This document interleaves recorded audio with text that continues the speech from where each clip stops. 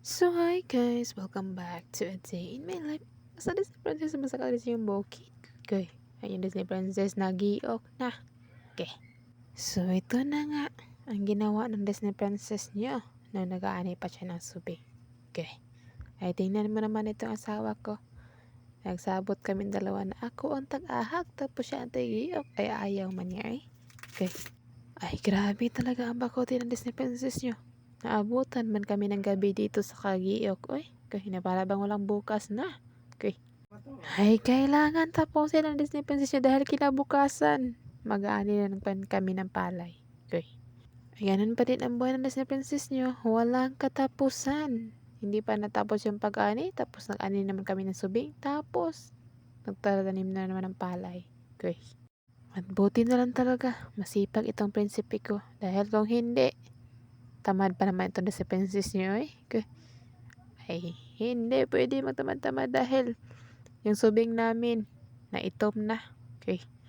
Ay, ang tanong bakit na itom o nabahay ang subing ng Disney princess niyo? Ay, binalikan man namin siya ng 1 linggo eh, dahil nabakote ang Disney princess niyo. Ay, alangan naman to Disney princess niyo. 3 days lang kami nagdiop sa pag-aani. Ay, nagsusubing man siya. O tingnan, nabakote. Okay. So, deserve mo mag-giok-giok dyan na kahit katulian. Okay. Ay, grabe ang kati talaga dahil hindi nakapag-uniform. Nakapagsuot ng uniform ni si princess nyo. Buti na lang talaga nakapag-jacket ako dahil kung hindi, nakaskaroon na ako dyan. Okay. Ay, thankful pa din ako sa balat ko, guys. Yes, chay. Kahit magsasaka ako, ay hindi man ako kaskaroon. Okay. Dahil kung allergy pa sa balat ng Disney princess nyo, ay iwan ko. Baka naging iro na siya na ikaskaro. Okay. At buti na lang itong Disney princess nyo. Walang kaarte-arte. Okay. Dahil kung maarte pa itong Disney princess nyo, panigurado, yung bahay namin dito, punong-puno na to ng mga lotion o kung ano pampaganda dyan. Okay. Buti na lang hindi. Dahil kahit barita lang yan, ay sapat na sa akin yan. Ay, na kahit magbugis-bugis man ako. Okay. So, paalala lang, itong gawain na to, hindi madali. Okay. Tingnan nyo, nag-ahag-ahag ng Disney princess nyo dyan. Okay. Legit na mapapakanta ka na lang na only love on earth like this. Goy.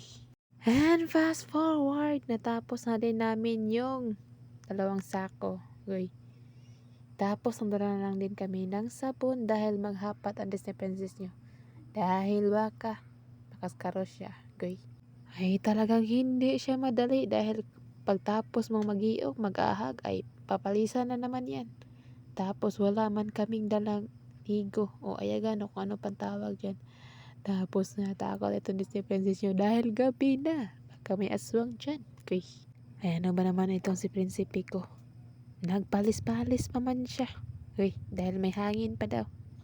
So, syempre, kailangan namin gawin to. Dahil kung hindi lang sana kami kakain ko, pwede lang sana hindi kumain, hindi ko na to ginawa eh. Okay.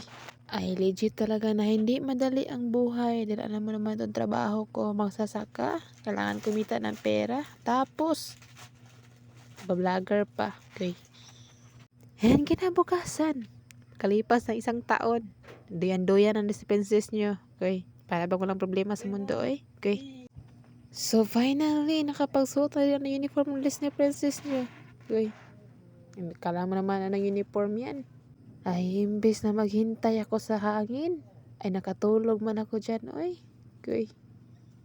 So, habang walang hangin, madunuhin na si princess nyo. Tapos, kapag mahangin, mapapalis na naman siya. So, ayan niya mapapalis. Hindi ko alam kung ang tawag yan sa Tagalog.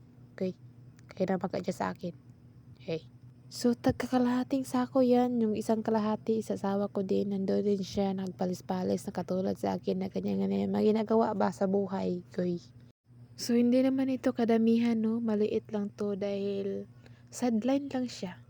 Tapos, hindi din kami pwede makipagsubing lang sa mga malayo dahil walang masakyan itong Disney princess niya. Okay.